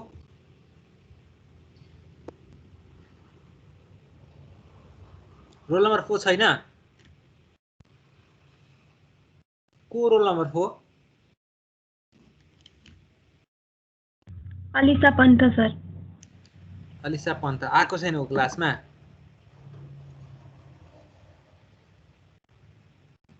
ल अलिसा पन्त आएको छैन है। रोल नम्बर 5 को हो? S sir. को बोल्यो? अरुणा। अरुणा। अनि रोल नम्बर 6? यस सर। आसमा त्रिपुटा? यस सर। ल अब तिमीहरूको काम भनेको के हो भन्दा के अरे एलिसा आएको छैन भनेपछि उसलाई सन्चो त छ नि होइन? क्लास आइरा हुन्छ कि हुँदैन? ऊ आइराको हुन्छ सर, सन्चै छ। ल ठिक छ, त्यसो भए के गर्न पर्यो भन्दा रोल नम्बर 1 देखि 6 कोले अब आज कति गते हो भन्दा 17 गते। 17 गते भनिसकेपछि 25 गते, 1 गते टीका छ, 25 गते चाहिँ यो के अरे कर्भ भन्ने च्याप्टर छ नि, सुन है। रोल नम्बर 1 देखि 6 कोले कर्भ भन्ने च्याप्टरको मैले पढाएको नोट हुबहु नराख्ने, कपी पेस्ट गर्न पाइएन। भन्न खोजेको ढाँचा चाहिँ भन्न खोजेको मतलब एउटै हुने भयो, मैले पढाएको पनि तिमीले भन्न खोजेको पनि एउटै हुने भयो, तर चाहिँ नोट केही फरक राखेर मैले दिएको नोट अनि त्यसपछि तिमीलाई प्रोभाइड भएको बुक अनि प्लस नेटमा हेरेर यो च्याप्टर कर्भको मैले पढाएका कन्टेन्टहरू पुग्ने तरिकाले र प्लस ट्रान्जिसन कर्भको, किनकि ट्रान्जिसन कर्भमा केही छैन। भन्न खोजेको मतलब त्यो बिगिनिङ अफ द कर्भ पनि त्यही हो, इन्ड अफ द कर्भ पनि त्यही हो, मिड अफ द कर्भ पनि हो। ट्रान्जिसन कर्भको न्युमेरिकल पढ्दैन है, फेरि इलिमेन्ट अफ द कर्भ र के अरे त्यसको आइडियल इक्वेसनहरू मात्र पढे भयो, त्यसको अरू केही गर्न पर्दैन। आइडियल इक्वेसन न्युमेरिकल पढ्दैन भनेको मैले, अनि त्यसपछि त्यसको इलिमेन्टहरू बेसिक इलिमेन्ट फिगर सहित त्यसको हुने तरिकाले एलिसा पन्थले प्रेजेन्ट गर्ने तरिकाले क्वेसन चाहिँ मैले 1 देखि 6 सम्मै सोध्न सक्छु, जसलाई पनि सोध्न सक्छु 1 देखि 6 सम्म रोल नम्बरलाई। त्यसपछि प्रेजेन्ट गर्ने चाहिँ एउटा एलिसा पन्थ हुन त क फेरि लामो हुन्छ होला, एउटा एलिसा पन्थ अनिवार्य कम्पलसरी एलिसा पन्थ, अर्को चाहिँ एकजना को हुन्छ सल्लाह गरेर ग्रुपमा अनि उसले प्रेजेन्ट गर्छ। फेरि मैले प्रेजेन्ट गर्न पर्यो अर्कोचोटि भन्ने कुरा होइन, प्रेजेन्ट नगरेकोलाई चाहिँ बढी क्वेसन सोधिन्छ। अबको 25 गते क्लासै हुन्छ, त्यो क्लासको सुरुमा तिमीहरूको प्रेजेन्टेसन भएपछि बल्ल क्लास हुन्छ, प्रेजेन्टेसन दिने अनि राम्रोसँग पढ्ने, यसकै आधारमा र एटेन्डेन्सको आधारमा तिमीहरूको एसाइनमेन्टको मार्क्स जान्छ, बुझ्यौ नि? च्याप्टर कर्भको रोल नम्बर 1 देखि 6 को प्रेजेन्टर चाहिँ एउटा एलिसा पन्थ हुनै पर्यो, अनि च्याप्टर लामै हुने भएपछि अर्को एउटा प्रेजेन्टर हुन्छ। त्यो डिस्क्राइब गर्न परेन, मैले जसरी जुन फर्मुला डिस्क्राइब गरेको छु नि त्यो लेन्थ अफ द जस्तै हरिजेन्टल कर्भ चाहिँ लिनियर मेथड 5 वटा तरिकाले गर्न सकिन्थ्यो भनेर, त्यो तिमीहरूले आफूले पढ। तर मलाई चाहिँ के अरे स्लाइडमा के होस् भन्दा जस्तै यो मेथडबाट हुन्छ भन्ने कुरा भयो अनि यसरी गर्न सकिन्छ भन्ने कुरा भयो, तर अर्को कुरा मैले क्रस क्वेसन सोधेँ भने चाहिँ त्यसको भित्रको चाहिँ फर्मुलासँग भन्न सक्ने हुनुपर्छ। फेरि त्यो जस्ट स्लाइडमा भएको अनुसार मात्र भएन, क्वेसन जहाँ पनि सोध्न सक्छु। स्लाइड भनेको चाहिँ तिमीहरूको कति होस् भन्दा 10 देखि 12 पेजको होस्, प्रेजेन्टेसन टाइम भनेको 15 देखि 20 मिनटको हुन्छ। यतिमा तिमीहरूले के गर्न पर्यो भन्दा च्याप्टर करको चाहिँ प्रेजेन्टेसन स्लाइड बनाउन पर्यो। सबैले सुनाउने फेरि 1 देखि 6 सम्मकोले। प्रेजेन्टेसन स्लाइड भनेको 10-12 वटा पेजको होस्, म्याक्सिमम 15 भन्दा माथि जान पाइएन। प्रेजेन्टेसन टाइम भनेको 15 देखि 20 मिनेट होस्। एउटा एलिसा पन्थ भन्ने जुन अहिले क्लास आएको छैन ऊ कम्पलसरी भयो, अथवा उसलाई के सन्चो नभएर बाइचान्स क्लास आउन सक्ने अवस्थामा छैन भने चाहिँ सम्पर्क गरेर अर्को 2 जनालाई म राख्छु, हैन भने एलिसा पन्थ कम्पलसरी। अर्को एकजना भएर अबको 25 गते चाहिँ प्रेजेन्टेसन दिने क्लास सुरु भन्दा अगाडि। ल भयो ल, अनि त्यसपछि बाँकी रहेको खुसी हुने हैन, फेरि सबलाई दिन्छु मैले काम चाहिँ। ल है त, यो नोट चाहिँ मैले पीडीएफ फाइल बनाएर असाइनमेन्ट पनि राखिदिन्छु, नोट पनि राखिदिन्छु।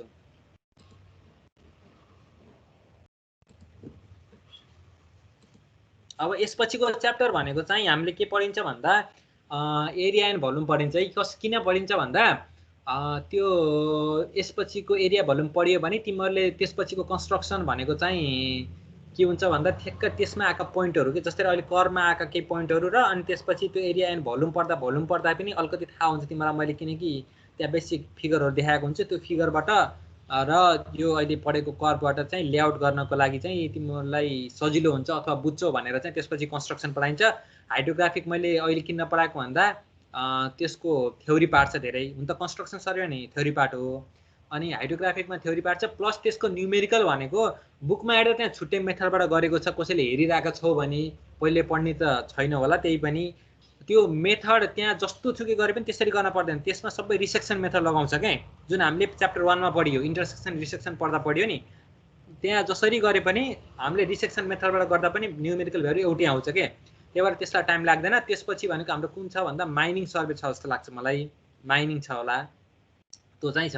अब हामीले पहिला अब त्योभन्दा पहिला सुरुमा यो कर्व सकिसकेपछि अब एरिया एन्ड भोल्युम पढ्छौँ, अनि त्यसपछि त्यसको पनि एउटा प्रेजेन्टेसन दिन मैले एउटा ग्रुपलाई भन्छु। ल सुनिल के भन्न लाग्थ्यो? नाइट छैन सर। ल ठिक छ। अब यसमा हामीले सिलेबसमा कन्टेन्ट अनुसार चाहिँ लगभग सबै पढियो। त्यो ट्रान्जिसन कर्वको मैले उसलाई दिन भनेको छु, के अरे प्रेजेन्टेसन कस्तो दिन्छन्, कतिसम्मको बुझ्छन्, चित्तबुद्ध भएन र कन्टेन्ट पुरा भएन भने मलाई आफैले पनि भन्छु त्यो चाहिँ है। ल अनि त्यसपछि अरू बाँकी रहेको तिमीहरू साथीहरू छौ भने यो 6 जना बाहेक 42 जना साथीहरू छौ, त्यो दिन तिमीहरूलाई पनि क्वेसन सोध्नको लागि 5 मिनटको टाइम दिन्छ। तिमीलाई चाहिएको अथवा तिमीलाई जान्न खोजेको क्वेसन सोधेर साथीलाई सोध्न सक्छौ। फेरि साथीलाई सोध्न हाल्दा पहिल्यै यो क्वेसन सोध्छु यो एन्सर भन् भनेर आउने हैन नि फेरि। ल के रे आशिष कुरा बुझ्यौ नि तिमीले? सर यो ट्रान्जिसन कर्वको मात्र बनाउने के हो? ट्रान्जिसन कर्व भनेको के र यसको बेसिक एलिमेन्ट र यसको मेन फर्मुला। ए ल ल सर। अनि अरूको मैले के भने जस्तै त्यो 5 वटा छ नि हर्जेन्टल कर्व लेआउट गर्ने तरिका, त्यो 5 वटा डिस्क्राइब गर्ने जस्ट 5 वटा लेखे हुन्छ। जस्तो लिनियर मेथडबाट यी 5 वटाले गरिन्छ भनेर भयो, तर तिमीहरूले आफूले चाहिँ 6 जनाले चाहिँ घरमा पढ्न पर्यो, किनकि मैले त्यसको क्वेसन सोधे भने त्यसको फर्मुला सोधे भने ठ्याक्क थाहा हुनुपर्छ। फेरि एउटा कुरा के बुझ भने अगाडि किताब राख्छु मैले, प्रिन्ट गरेर किताब राख्छु भन्ने कुरा नसोध। मैले त किताबमा भएको डाइरेक्टली क्वेसन सोध्दैन, त्यसमा एकदम ढुक्क भएर बस्छ, जे सोधे पनि किताब सबैतिर त्यो सोच्नै पर्दैन। त्यही भएर जस्तै लिनियर मेथड अनि एङ्गुलर मेथडमा के छ, एउटा रेन्काइन मेथड छ, एउटा टु थेरलाइट मेथड छ, एउटा ट्याकोमेट्री छ नि। त्यसमा तिमीहरूले जस्ट त्यो डिफिनेसन लेख्ने हो के, भन्नु खोजेको मतलब यसरी गरिन्छ। अनि यो जस्ट बेसिक तिमीहरूले एक्सप्लेनेसन गरे भयो, तर त्यहाँ त्यो डिस्क्राइब गरेर अथवा स्लाइड चाहिँ पुरै बनाउन पर्छ भन्ने भएन कि। त्यही भएर म्याक्सिमम स्लाइड भनेको 12 देखि 15 वटा होस्। सर ट्रान्जिसन कर्वको चाहिँ डिटेली जानु पर्यो, अनि अरू कर्वको पार्टको चाहिँ अलि सिम्पल हो, सिम्पल तर पढ्ने भयङ्कर भन्न खोजेको एकदम डिपली गरेर पढ्ने, मैले जसरी पढाएको त्यसरी डिपली गरेर पढ्ने। हजुर। तर प्रेजेन्टेसन गर्दा स्लाइडमा आउनु परेन कि, त्यहाँ बिचमा तिम्रो साथीहरूले क्वेसन सोध्यो अथवा मैले क्वेसन सोधेँ भने चाहिँ तिमीले भन्ने सक्ने हुनु पर्यो कि कर्वको चाहिँ। हामीले एन्सर दिन सक्नु पर्यो एकदम, बुझ्यौ हैन? हजुर सर। त्यो पीडीएफ चाहिँ पठाइदिनु है आजै। आजै पठाइदिन्छु मैले, क्लास सकिने बित्तिकै असाइनमेन्ट प्लस त्यो पीडीएफ पठाइदिन्छु। हजुर ल हजुर। अब यसपछिको भनेको हाम्रो area and volume. Slide share भएको छ कि छैन सुनिल? हजुर सर। ल हेर है त, अब एरिया एन्ड भोल्युम भनेको यो फिगर देखाएकैबाट तिमीले थाहा पाउन सक्छौ। अब यहाँ के हो भन्दा मैले यहाँ रोड किन राखेको छु भन्दा बडी काम रोड के आउँछ हेर, अथवा बडी काम रोडको भन्दा नि के हो भन्दा एक्चुअल अहिलेसम्म प्र्याक्टिसमा के प्रोफेसनल फिल्डमा चाहिँ नेपालको कन्टेक्स्टको कुरा गर्दा रोडको चाहिँ अलिकति सर्वे भएर काम हुने गरेको छ। भन्न खोजेको तिम्रो सर्वे हुँदा पनि काम हुन्छ, लेआउट गर्दा पनि काम हुन्छ, अनि त्यसपछि डिजाइनमा पनि काम हुन्छ। अरूहरूको किन मैले गरिनँ भन्दा अरूको अझै एकदम प्रोफेसनल तरिकाले नेपालमा लागू भइसके कुनै कुनै ठाउँमा भएको छ, नत्र कहाँ छ भन्दा एउटा जेसिबीले अथवा डोजरले अथवा त्यहाँको सामान्य कामदारले तिमीले अब आफ्नै घरतिर पनि साइडमा रोडको साइडमा नाला बनेको छ भने हेर्न सक्छौ। एउटा सिम्पल एउटा त्यो लेभल पाइप हुन्छ नि, त्यो जुन पानी बिचमा राखेर लेभल चेक गर्छन्, त्यसले गरेका हुन्छन्। कतिपय ठाउँमा त त्यसले पनि गरेका हुँदैनन्, जसको कारणले के गर्छ त पानी ठ्याक्क जहाँबाट तिम्रो डिस्पोज हुनुपर्ने त्यहाँसम्म नपुगिकन बिचमै जम्मा भइरहेको हुन्छ। किनकि म्याक्सिमम ढलहरू जाम भएको कारण अनि म्याक्सिमम त्यो रेनफल आएको जस्तो रेनफल भएर अनि त्यसपछि त्यसको रनअप भएर जुन बग्न पर्ने ड्रेनबाट निष्कासन हुनुपर्ने डिस्पोज हुनुपर्ने पानी हो त्यो डिस्पोज भइरहेको हुँदैन। किन भन्दा त्यसमा बिचमा आरएल मिलेको हुँदैन के हो, त्यो समस्या छ। समस्या छ भन्दैमा चाहिँ अब अहिले चाहिँ बल्ल के छ त भन्दा अहिलेको पहिलाको सिस्टम भन्दा अहिलेको सिस्टम बढी भयो। किनकि अहिले तिम्रो नगरपालिका अथवा वडा महानगरपालिकामा प्राविधिकहरू बढी भएको छन् के भन्न खोजेको। पहिला एउटै प्राविधिक एउटा सिङ्गो महानगरपालिका हेर्न पर्थ्यो भने अहिले एउटा वडालाई एउटा प्राविधिक पुग्ने तरिकाको जसरी के भएको छ, करारमा भए पनि थाइमा भए पनि राखेको छ भनेपछि अहिले अलिकति इम्प्रुभ भएको छ, त्यति धेरै त भएको छैन। तर अहिले चाहिँ तिम्रो एउटा इलिभेसन मिल्ने चाहिँ भएको छ है। भन्न खोजेको एउटा साइडको इन्जिनियर हुन्छ, गएर इलिभेसन मिलेन भने उसले मिलेन भनेर भत्काइदिनेसम्मको अधिकार छ। उसले आफूले एप्रुभ नगरेसम्म अथवा आफूले भेरिफाई नगरेसम्म चाहिँ त्यो हुने हुन अहिले चाहिँ जोस् अलिकति टेक्निकलतिर जाँदैछ है, बिस्तारै जाने। यो त एकैचोटि फड्को मार्ने हिँड्ने यस्तो हाम्रो जस्तो अविकसित मुलुकले बिस्तारै हुने हो। त्यही भएर अझैसम्म मैले भनिसकेँ सेवेरहरूमा, त्यसपछि तिम्रो वाटरको पाइपलाइनहरूमा अरूहरूमा चाहिँ अझैसम्म चाहिँ तिम्रो के भन्दा टेक्निकहरू अथवा टेक्निकल कुराहरू टेक्निकल टर्महरू त्यसरी लागू भएको छैन। जसको कारण तिम्रो ज्वलन्त उदाहरण मैले पोखराको दिन्छु। पोखरामा तिमीले थाहा पाएको छौ नि, त्यो लामो चौरमा बस्दा कति देखाएको छौ, बिहान दिउँसो एउटा बनाएको हुन्छ बाटो, बिहान उठ्दा त्यसको गिटी पनि हुँदैन केही पनि हुँदैन। किन हुँदैन भन्दा त्यहाँको साइडको ड्रेन छ नि, त्यो ड्रेन त्यहाँ प्रोपर साइजको नभएर। कसरी बनाइयो त भन्दा यो 40 सेन्टी चौडाइ 1 मिटर उचाइ र अनि त्यसपछि थिकनेस 20 सेन्टी भनेर चाहिँ एउटा के छ त एउटा घोकन्ते विद्या जस्तो एउटा नियम लागू गरिदिएको छ के। त्यो त फिल्ड अनुसार फिल्डले मागे अनुसारको हो नि त ड्रेन बनाउने त हो। त्यो किन भएको छैन भन्दा हिजोका दिनमा टेक्निकल पर्सनहरू थिएन त मैले भन्दिनँ, तर के भयो त हामीलाई आवश्यकता अनुसारको उपलब्ध पनि भएन, अनि त्यो किसिमको मान्छेहरू जिम्मेवार पनि भएन। अब अहिले त मान्छेहरूलाई के छ त एउटा सामान्य कुरा गर्दा पनि मान्छेलाई जस्तै एउटा मान्छेले के यति मात्र नेगेटिभ काम गर्यो भने कतिसम्म भाइरल हुन्छ, उसको जीवनयापनै जान्छ। जस्तै ज्वलन्त उदाहरण अहिले त्यो अस्ति पछिल्लो घटना काठमाडौँको घटना थियो नि, एउटा मान्छेले बिचरा 1000 घुस लिएको थियो, 1000 घुसको लागि उसले सुसाइड गरेको थियो, तिमीलाई थाहा भयो होला। अनि सुसाइड गर्यो, त्यसको अहिले 2 महिना कि 3 महिनापछि ऊ चाहिँ निर्दोष साबित भयो। मान्छे सुसाइड गरिसक्यो, एउटा डिप्रेसनमा गइसक्यो, अहिले बल्ल निर्दोष साबित भएर के हुन्छ त, उसले केही पनि पाउँदैन नि। त्यही भएर अहिले मान्छेहरू बढी आफ्नो कामप्रति जिम्मेवार हुँदै गएका छन् के हो। त्यो मान्छेलाई के भयो भन्दा तिमी हामीले के गरेको भन्दा अब उसले 1000 रुपियाँ घुस खायो भने एउटा मान्छेले जस्ट एउटा ह्यासट्याग गरेर राखिदियो भने हामी सबै त्यसको पछाडि लाग्ने गरेका छौँ कि यथार्थ कुराहरू बुझेकै छैनौँ के, बुझ्दैनौँ। हामी नेपाली मात्रको नभइकन धेरैको बानी चाहिँ के छ भन्दा एउटाले गलत हो भनेर भनिदियो भने त्यसले सही गरे गलत गरे भने पहिले हामीले त्यो लाग्दैन। उसले गलतै गरे भन्दा त्यसलाई सेयर गर्छौँ, त्यसलाई हामीले भाइरल गराउँछौँ, हाम्रो पनि हात छ। जसरी त्यो काठमाडौँमा एउटा सामान्य एउटा के अरे घटना भएको थियो, स्याङ्जाको कोही मान्छेसँग थाहा छ, स्याङ्जाको एउटा बिचरा एउटा विद्यालयको टिचरले आफ्नो पढाइरहेको जागिर राजीनामा दिएर काठमाडौँ लोकसेवा पढ्दै गरेको कार्यक्रममा हिँड्दाखेरि चाहिँ त्यहाँ त्यस्तै के भन्छ अरे विकृतिहरू भयो, एउटा नराम्रो काम भयो एउटा महिलामाथि। अनि उसले चाहिँ ठ्याक्क त्यो महिलाले उसलाई थप्पड हान्नाले चाहिँ के भयो त भाइरल भएर त्यसपछि त्यो मान्छेलाई त्यहाँ गाडीभरिका मान्छेले कुटे। अनि कुटिसकेपछि के भयो त भन्दा ऊ मान्छे पछि आए, बिचरा एउटा सामान्य मान्छे टिचरको जागिर गर्ने मान्छे, उसले राजीनामा दिएर लोकसेवा पढिरहेको मान्छे हेर, उसलाई कुट्नु कुटेछन्। त्यहाँ कुटिसकेपछि ऊ अदालत गइसकेपछि प्रहरीमा गइसकेपछि ऊ कति 20 दिनपछि कि 25 दिनपछि ऊ त्यो हरकत उसले गरेकै रहन्छ के हो। हाम्रो के छ त भन्दा एउटाले मान्छेले हो भनिसकेपछि एकदमै हो भनेर एकदम पछि लाग्ने बानी छ कि, त्यो यथार्थ घटना भन्ने के भनेको हरेकलाई सपोर्ट गर्ने हो, सबै चिजमा हामीले सपोर्ट गर्ने हो, नगर्ने होइन। जसले न्याय पाएका छैन त्यसलाई सपोर्ट गर्ने, तर बुझेर मात्र गर्नुपर्छ है।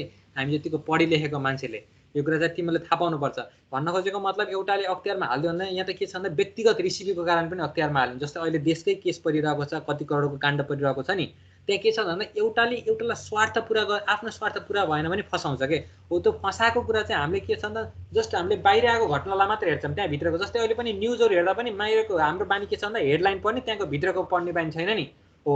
हामी जतिको पढेको मान्छेले बुझेको मान्छेले चाहिँ के गर्नुपर्छ भन्दा चेन्ज हुने हामीबाटै हो। सबै डिटेल बुझिसकेपछि बल्ल त्यसलाई सपोर्ट गर्नुपर्छ के हो। त्यो कुराहरू तिमीले थाहा पाउनु पर्यो। त्यही भएर त्यो अख्तियारमा पर्यो भन्दैमा त्यो मान्छे गलत हुन्छ भन्ने छैन। मलाई पनि अख्तियार परेको छ, किन अख्तियार पर्छ भन्ने कुरा त्यो त्यहाँ तिम्रो जुन ठाउँमा प्रोजेक्ट गरेका छौ नि त्यहाँ काम गर्ने मान्छेहरूमा के हुन्छ भन्दा भागभण्डा भएको हुन्छ। हेर सिधा कुरा मैले भन्दा त्यहाँ पनि तिमीहरूको त्यहाँ घुसपेट भएको, मलाई यति चाहियो भन्ने भएको हुन्छ कि त्यहाँ यस्तो छ कि यो सिस्टम। अनि त्यहाँ एउटालाई चित्त बुझेन उसले गरेर अख्तियारमा हालिन्छ बिचरा। अब त्यहाँको साइड इन्जिनियर त हो, उसले त साइड हेरेको छ, ऊ पनि गयो कि त्यहाँ उसले सफाइ दिनै पर्छ कि यहाँ किन यस्तो भयो भनेर उसलाई सोध्छ। अब अख्तियारको पनि कर्तव्य उसले पनि पुरा गर्नै पर्यो। अब त्यो साइड इन्जिनियर भइसक्यो त्यसले त्यहाँ गएर आफ्नो के गर्न पर्यो त आफ्नो के हो त्यहाँ यथार्थ फिट कुरा गर्नै पर्यो कि हो। व्यक्तिगत स्वार्थले गर्दा अख्तियारमा बढी धाउने गरेको छन् अहिले मान्छेहरू। त्यही भएर तिमीले अख्तियार पर्यो भन्दैमा कसैलाई नेगेटिभ तरिकाले पनि हेर्ने होइन है। फेरि नेगेटिभ तरिकाले हेर्ने पनि होइन, तर फेरि अख्तियारमा परेको भनेर पनि यसले फेरि सरले भन्नुभएको थियो नि नेगेटिभै हुँदैन भनेर पनि हेर्ने होइन।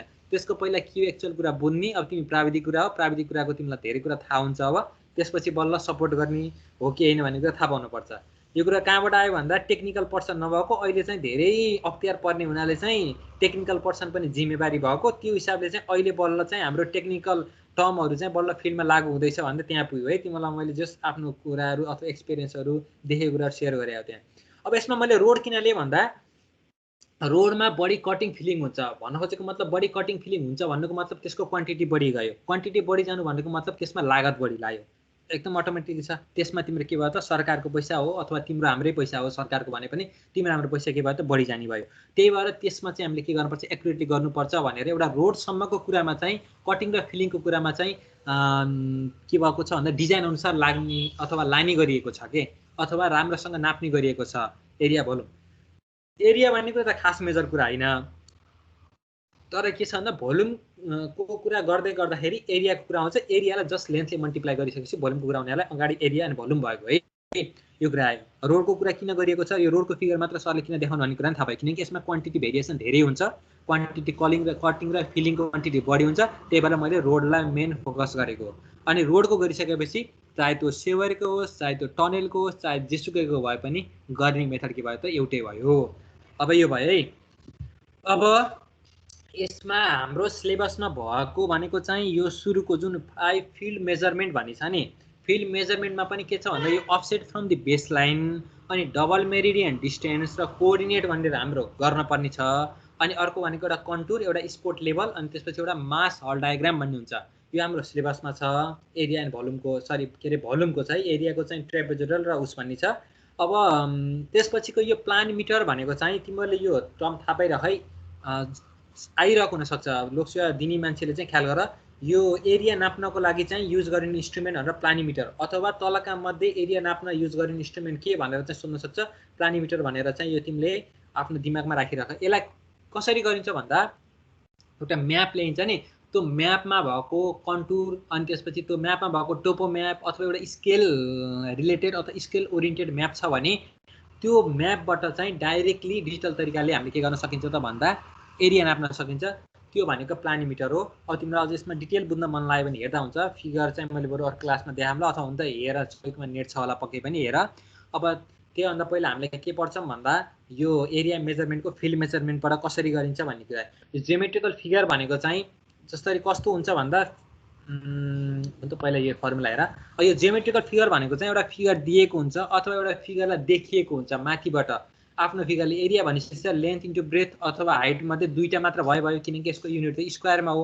चाहे त्यो मिटर स्क्वायर होस् चाहे किलोमिटर स्क्वायर चाहे हेक्टर स्क्वायर होस् चाहे जेसुकै स्क्वायरमा भए पनि एउटा स्क्वायरमा हो। यो कुरा त तिमीलाई कन्फ्युजन भयो भने एरिया भनेको length into breadth into height मध्ये एउटा दुईटा चिज भयो। अब कुनैलाई किन भन्दा दुईटा चिज भनेको कुनै पनि राखेको हुन्छ क्या, त्यो भएर मैले यस पनि कन्सिडर गरेको हेर। अब फिगर छ भने त तिमीलाई डाइरेक्टली मेजर गर्न सक्यो नि त एरिया, त्यो टेन्सनै भएन। ट्रायंगल छ भने base into perpendicular height into 1/2 गरे भने पनि आयो। अथवा रेक्टेंगल छ भने के अरे त्यसको लेन्थ इन्टु ब्रेथ गरे पनि भयो।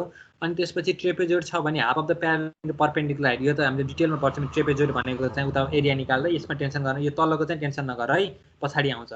अनि त्यसपछि एरिया के रे ट्रायंगलमा पनि दुईटा आउँछ है हेर एउटा अब्लिक ट्रायंगल भनेको चाहिँ यो तिमीलाई थाहा छ एरिया भनेको root under S S minus A S minus B भनेको एस भनेको के थियो भन्ने कुरा त तिमीलाई थाहा छ नि A plus B plus C by 2 भनेको चाहिँ पेरिमिटर भनेर अनि त्यसपछि एरिया निकाल्दा यति एङ्गलको जुन एङ्गल लिएको हुन्छ त्यो एङ्गल बाहेकको साइडलाई मल्टिप्लाई गरेर 1/2 into A into B into sine C 1/2 into B into half angle formula भन्ने त यो तिमीलाई थाहा छ होला यो त यति पनि बिर्स्यो भने त बर्बाद गर्यौ अनि त्यसपछि भनेको एउटा यो राइट एङ्गल ट्रेनको जुन 1/2 इन्टु ए के अरे एउटा बेस इन्टु हाइट गरेर यसरी पनि तिमीले के गर्न सक्छौ एरिया निकाल्न सक्छौ यो फर्मुला अब यो फर्मुला चाहिँ थाहा पाइराख एक्जाममा अघिल्लोचोटि सोधिएको रहेछ के अरे अब्लिक ट्रायंगलको लागि फर्मुला के भनेर सोधेको रहेछ कतिले त गरे कति सर अब्लिक ट्रायंगल भनेको के हो भनेर सोधेका थिए त्यस्तो कुरा नहोस् हेर बेइज्जत गर्ने काम नगर्नु यो कुरा चाहिँ अब थाहा अब्लिक भनेको कुनै पनि साइड परपेन्डिकुलर नभएको प्रत्येक साइड चाहिँ एङ्गल लिएको अब्लिक ट्रायंगल भनेपछि प्रत्येक एङ्गल के अरे प्रत्येक साइडले के भएको त सर्टेन एङ्गल लिएको भन्ने कुरा बुझियो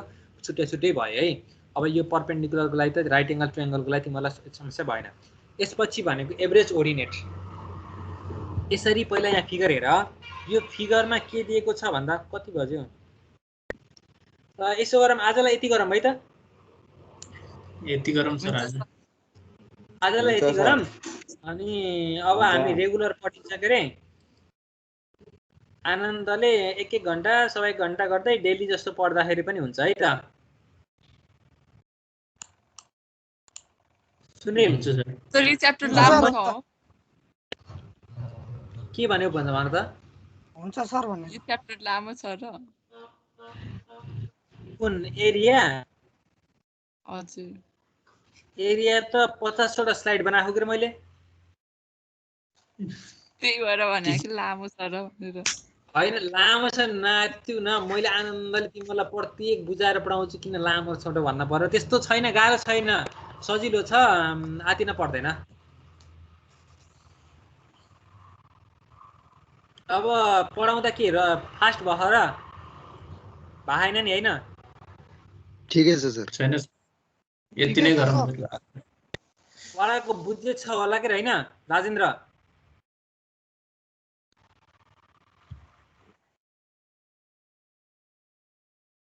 प्रकाश राजेन्द्र गइसकेछ हजुर सर बुझेको छ नि हैन हजुर बुझिरहेको छ त्यसमा यस्तो अब यो न्युमेरिकल अब यसरी पढाउँदाखेरि चाहिँ अलिकति गाह्रो हुन्छ किनकि कति मैले एक्सप्रेस गर्नै सकिरहेको हुन्न के जस्तै क्लासमा भए त ठ्याक्कै एउटा लाइन तानेर पनि धेरै कुरा भन्न सकिन्छ अनि त्यहाँ भएको अब्जेक्टहरूलाई देखाएर पनि धेरै कुरा भन्न सकिन्छ नि त अब यो अलिकति गाह्रो हुन्छ तर मैले पढाए लगत्तै तिमीहरूले पनि त्यही अनुसार फलो गरेर पढ्दै गएर मेरो भिडियो हेऱ्यो भने पक्कै पनि बुझ्छ जस्तो लाग्छ मलाई किनकि मैले केही कन्टेन्टहरू छोडे जस्तो लाग्दैन भन्न खोजेको मतलब सजिलो तरिकाले बुझाउनको लागि चाहिँ मैले सक्दो गरेको छु जस्तो लाग्छ अब त्यसमा पनि तिमीहरूलाई न्युमेरिकल गर्दा कन्फ्युजन भयो भने चाहिँ मलाई अब यसमै टिममा चाहिँ व्यक्तिगत मेसेज गरेर सोध्दा पनि हुन्छ अथवा पहिला साथीसित कन्सल्ट गरेर त्यसपछि मलाई सोध्यो भने अझै बेटर हुन्छ किनकि साथीले अझै बढी भन्छ मैले त्यति भन्न नसकमला भन्न खोजेको मतलब एउटा व्यक्तिलाई चाहिँ त्यति धेरै टाइम भन्न पनि साथी भने यस्तो हुँदो रहेछ यस्तो हुँदो रहेछ अझै बढी डिस्कस हुन्छ नि त साथीहरूलाई सोध्दा साथीहरूसित नि बुझेन भने चाहिँ मलाई सोद्धा हुन्छ है ओपन त्यो चाहिँ टेन्सन गर्न पर्दैन ल अब चाहिँ भोलिको क्लास के छ भन्ने कुरा मैले तिमीलाई 10 देखि 10:55 को बिचमा भन्छु अरू बिहिबार त हाम्रो क्लास हुने भयो सरी शुक्रबार हाम्रो रेगुलर क्लास छँदैछ आइतबार हाम्रो रेगुलर क्लास छँदैछ आज जस्तो सोमबार पनि अब अर्कोचोटि पनि हामीले पढ्छौँ अब भोलि क्लास हुने भयो भने मैले त्यही तिमीहरूको क्लास भइरहेको बेलामा तिमीहरूको सिआर भिसिआर को हुन्छ उसलाई चाहिँ त्यहाँ नोटिस हाल्दिन भन्छु अनि त्यसपछि त्यही नोटिस अनुसार फलो गर्नु है त हुन्छ सर ल ल आजलाई ल बाई है त ल हेभ अ नाइस डे ल